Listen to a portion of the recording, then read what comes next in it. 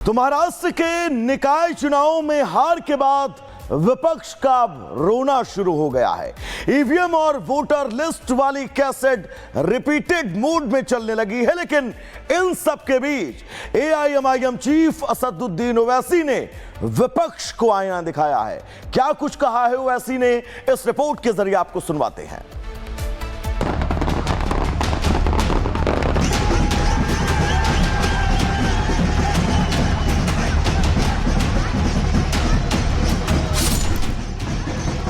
महाराष्ट्र के निकाय चुनाव में हार के बाद विपक्ष का रोना धोना शुरू हो गया है। ईवीएम और वोटर लिस्ट वाली कैसेट रिपीट मोड में चलने लगी है। जनता भी विपक्ष के इस राग से अब उब चुकी है। जनता छोड़िए, खुद विपक्ष में बैठे ओवैसी को भी पता है कि हार का ये बहाना अब और नहीं चलने वाला। इसीलिए उन्होंने वोटर लिस्ट में गड़बड़ी को सिरे से खारिज कर दिया। देखिए, अगर ईवीएम काम नहीं करती है तो ईवीएम अगर 1 घंटा ईवीएम काम नहीं करती है तो इलेक्शन टाइम अगर 6 बजे या 7 बजे खत्म हो रहा है तो जितने लोग उस वक्त रहे उनको वोट डालने का इख्तियार दिया जाता है, या फिर इलेक्शन कमीशन जो टाइम लूज हुआ उसको दे भी देती है। अब जिसके नाम नहीं आए, ऐसा तो मेरे को तो मैं नहीं सुना पोलिंग के दिन। ओवैसी को तो चुनाव आयोग और ईवीएम पर भरोसा है, लेकिन उनकी पार्टी के नेता वारिस पठान ने बीएमसी में मतदान के दौरान वोटर लिस्ट में गड़बड़ी की बात कही थी।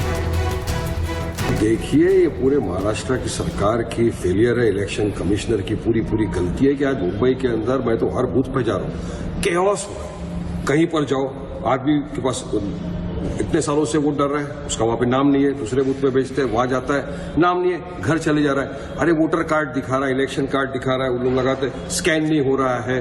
कितनी जगहों के ऊपर महिलाएं बूढ़े परेशान खड़े हुए हैं कि हमारा नाम, यहाँ से वापस भगाया जा रहा है। तो इलेक्शन कमिश्नर ने किया क्या यहाँ पे? अरे मेरी खुद की डॉटर का नाम कट कर दिया, वो आई वोट डालने के लिए, तो वोटिंग उसका नाम ही नहीं है।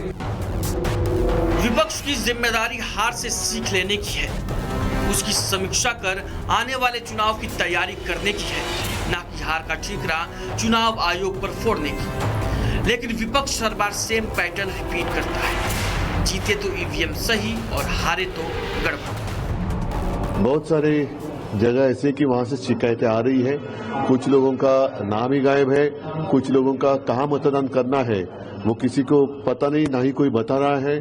साथ ही साथ पहली बार अनुभव हो रहा है कि इंक जो लगाई जा रही है वो भी आप क्लीन कर सकते हो। तो ये सब गड़बड़ी कर रहे हैं ये लोग, और इसलिए मैंने कहा कि ये जो चुनाव आयोग है या कमिश्नर है वो करते क्या है, किस चीज के लिए वो सैलरी लेते हैं।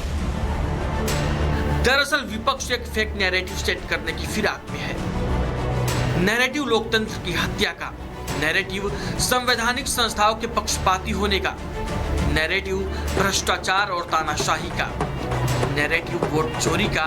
बार बार विपक्षी नेता बिना ठोस सबूतों के हवा में बात करते हैं, लेकिन जब प्रूफ मांगे जाते हैं तो पतली गली पकड़कर निकल लेते हैं।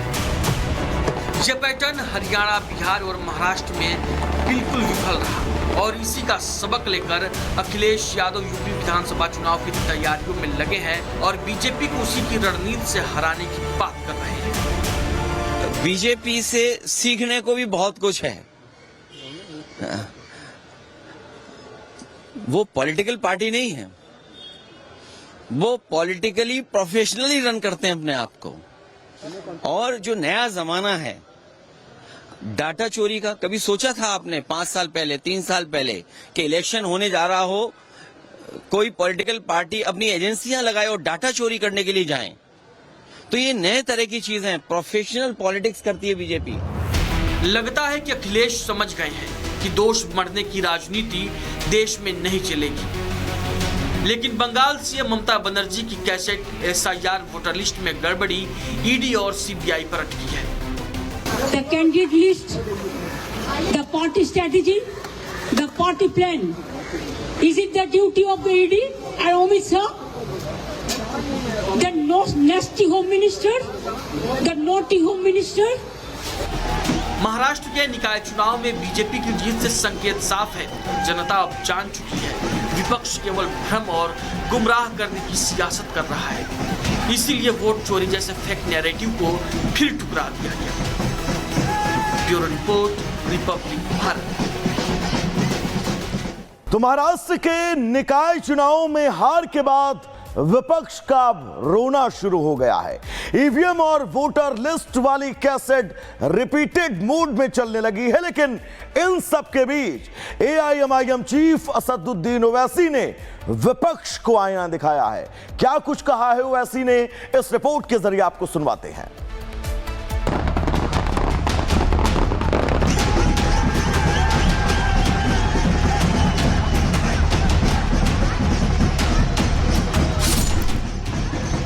महाराष्ट्र के निकाय चुनाव में हार के बाद विपक्ष का रोना धोना शुरू हो गया है। ईवीएम और वोटर लिस्ट वाली कैसेट रिपीट मोड में चलने लगी है। जनता भी विपक्ष के इस राग से अब उब चुकी है। जनता छोड़िए, खुद विपक्ष में बैठे ओवैसी को भी पता है कि हार का ये बहाना अब और नहीं चलने वाला। इसीलिए उन्होंने वोटर लिस्ट में गड़बड़ी को सिरे से खारिज कर दिया। देखिए, अगर ईवीएम काम नहीं करती है तो ईवीएम अगर 1 घंटा ईवीएम काम नहीं करती है तो इलेक्शन टाइम अगर 6 बजे या 7 बजे खत्म हो रहा है तो जितने लोग उस वक्त रहे उनको वोट डालने का इख्तियार दिया जाता है, या फिर इलेक्शन कमीशन जो टाइम लूज हुआ उसको दे भी देती है। अब जिसके नाम नहीं आए, ऐसा तो मेरे को तो मैं नहीं सुना पोलिंग के दिन। ओवैसी को तो चुनाव आयोग और ईवीएम पर भरोसा है, लेकिन उनकी पार्टी के नेता वारिस पठान ने बीएमसी में मतदान के दौरान वोटर लिस्ट में गड़बड़ी की बात कही थी। देखिए, ये पूरे महाराष्ट्र की सरकार की फेलियर है, इलेक्शन कमिश्नर की पूरी गलती है कि आज मुंबई के अंदर मैं तो हर बूथ पे जा रहा हूँ, केओस हो रहा है। कहीं पर जाओ, आदमी के पास इतने सालों से वोट डाल रहा है, उसका वहां पे नाम नहीं है, दूसरे बूथ पे बेचते हैं, वहां जाता है, नाम नहीं है, घर चले जा रहा है, अरे वोटर कार्ड दिखा रहा है, इलेक्शन कार्ड दिखा रहा है, वो लोग लगाते हैं, स्कैन नहीं हो रहा है।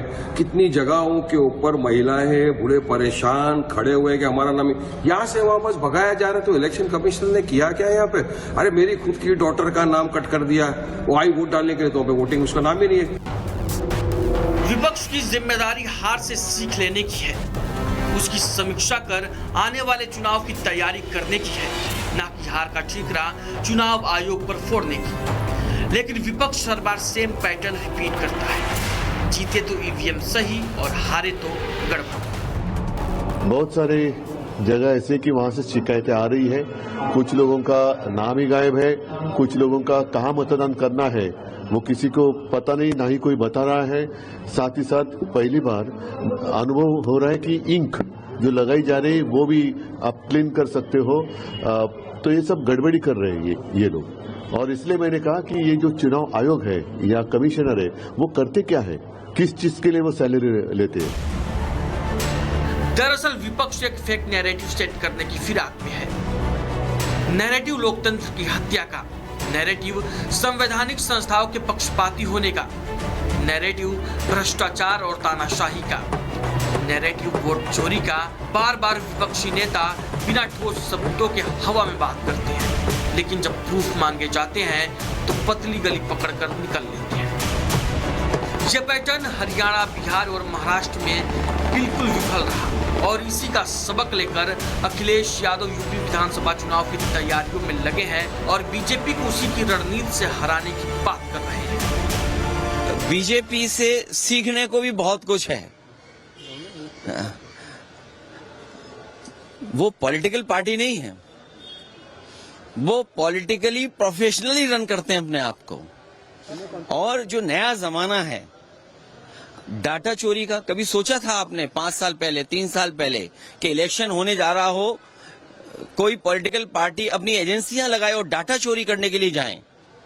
तो ये नए तरह की चीजें हैं, प्रोफेशनल पॉलिटिक्स करती है बीजेपी। लगता है कि अखिलेश समझ गए हैं कि दोष बढ़ने की राजनीति देश में नहीं चलेगी। लेकिन बंगाल सीएम ममता बनर्जी की कैसेट एसआईआर वोटर लिस्ट में गड़बड़ी ईडी और सीबीआई पर अटकी है। The candidate list, the party strategy, the party plan. Is it the duty of the ED and Amit Shah? the nasty home minister, the naughty home minister. Maharashtra के निकाय चुनाव में बीजेपी की जीत से संकेत साफ है। जनता अब जान चुकी है विपक्ष केवल भ्रम और गुमराह करने की सियासत कर रहा है। इसीलिए वोट चोरी जैसे फेक नैरेटिव को फिर ठुकरा दिया गया। Bureau report, Republic Bharat.